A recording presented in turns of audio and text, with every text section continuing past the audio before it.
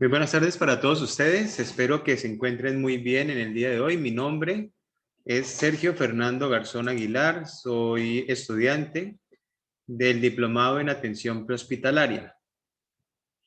En esta ocasión vamos a hablar sobre hemorragias. Mi tema específico es el de hemorragias de vías digestivas bajas.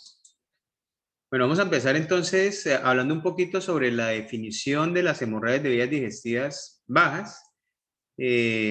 Anotando que se define como la pérdida de sangre por el tubo digestivo de origen distal hasta el ángulo 3 y afecta generalmente a individuos de edad avanzada, a menudo con comorbilidades graves.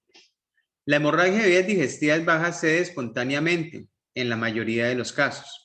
Su mortalidad es relativamente baja y se relaciona más con descompensaciones de enfermedades de base más que con la propia hemorragia. ¿Qué quiere decir esto? Pues de que es una patología que se debe tener cuidado, ¿sí? Es importante llegar a una impresión diagnóstica acertada para evitar pues algunas otras complicaciones. Ahora, teniendo en cuenta de que la población etaria que más afecta son aquellas personas de alta edad, pues tenemos que tener en cuenta que ellos pueden tener algunas otras patologías ya de bases que pueden empeorar debido a esta hemorragia de vías digestivas bajas. Algunas de las causas o las causas más comunes de las hemorragias de vías digestivas altas son por circunstancias anatómicas, vasculares, infecciosas, neoplásicas o inflamatorias. Anatómicas como por ejemplo la diverticulitis, las hemorroides, las vasculares como las angiodisplasias, infecciosas como la salmonela, neoplasias pues todo lo que tiene que ver con tumores y cáncer, y las inflamatorias como las enfermedades de Crohn o de Cushing. Dentro de los signos y síntomas que podemos encontrar en las hemorragias de vías digestivas bajas, pues encontramos que el signo guía es la emisión de sangre por el recto, que recibe, dependiendo de algunas literaturas, diferentes nombres, como por ejemplo rectorragia, como por ejemplo hematoquesia, sangrado rectal, entre otras.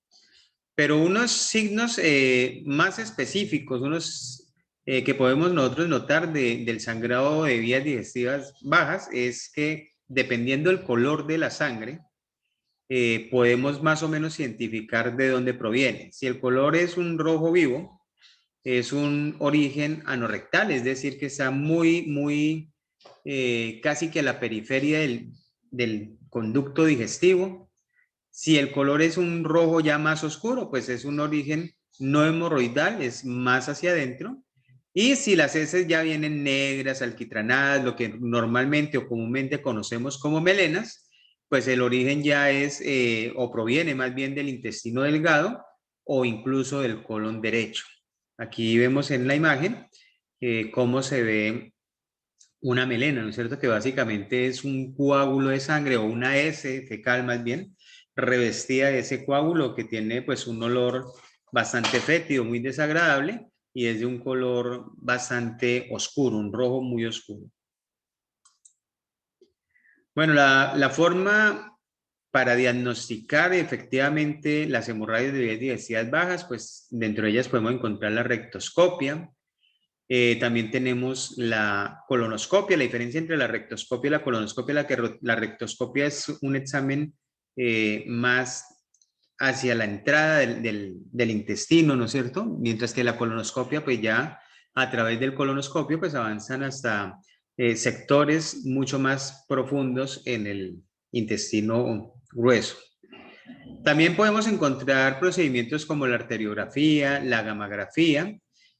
Cuando esto no es suficiente, pues también están pensando el equipo quirúrgico en realizar una laparotomía exploratoria.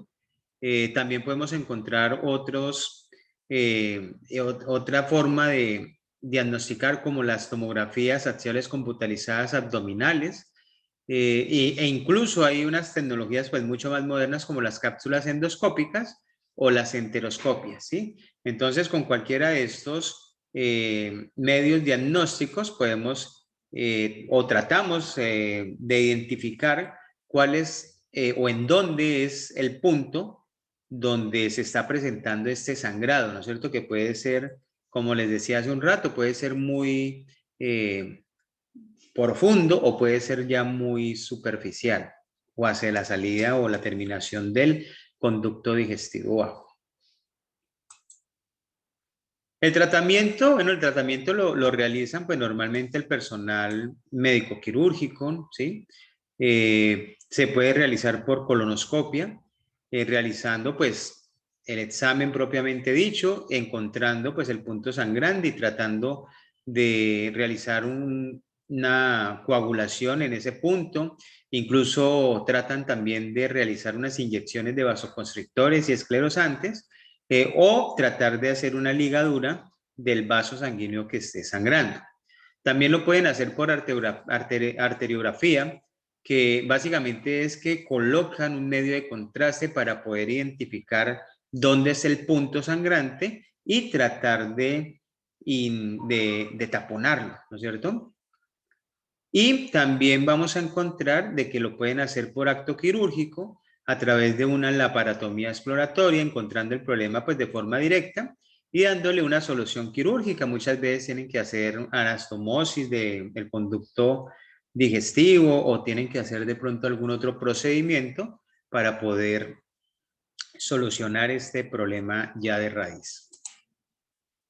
Bueno, dentro de los primeros auxilios que nosotros podemos brindarle a esas personas que tienen hemorragias de vías digestivas bajas, pues está el llamar al servicio de emergencias médicas. Esta es una patología que desafortunadamente nosotros como prestadores de primeros auxilios o de atención prehospitalaria, realmente se minimiza mucho el poder actuar frente a una situación de este índole.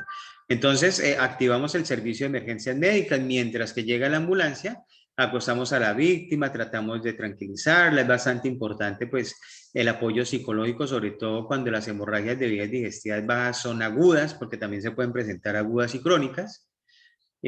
Vamos a controlar signos vitales, frecuencia cardíaca, vamos a controlar frecuencia respiratoria, temperatura, tensión arterial y estar constantemente también valorando el estado de inconsciencia. Todo eso nos sirve también pues para valorar signos del shock, ¿no es cierto? Hay que tratar de evitar que estos pacientes nos lleguen a un estado de shock y por eso tengo que estar constantemente revisando sus signos vitales.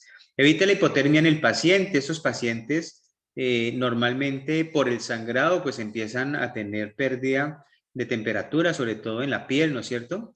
Y si vamos a trasladar al paciente, vamos a trasladarla en posición horizontal. Hay que evitar en lo posible que ese paciente se nos mueva.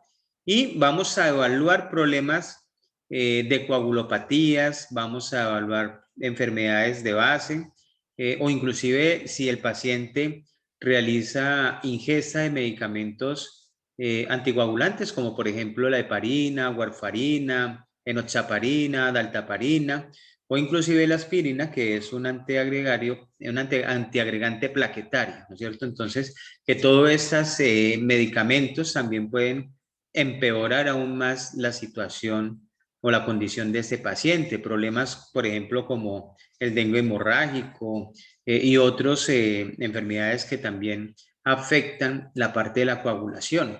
Hablamos de hemorragias de vías digestivas agudas, que es cuando el sangrado está totalmente activo, y hemorragias crónicas, que incluso se puede tener una pérdida de hasta 200 centímetros cúbicos de sangre al día en medio de las heces sin ser percibida realmente pues por el paciente, y realmente se da cuenta de estas hemorragias es por ya problemas de anemia, empieza a tener problemas ya de diferentes síntomas con diferentes características y que conlleva a que con el diagnóstico, la anamnesis que hace el médico, puedan detectar que quizás se esté tratando de una hemorragia de vías digestivas, pero esta vez de manera crónica.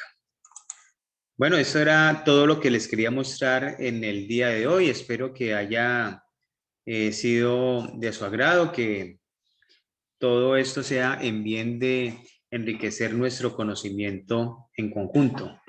Bueno, muchísimas gracias. Se despide. Mi nombre es Sergio Garzón.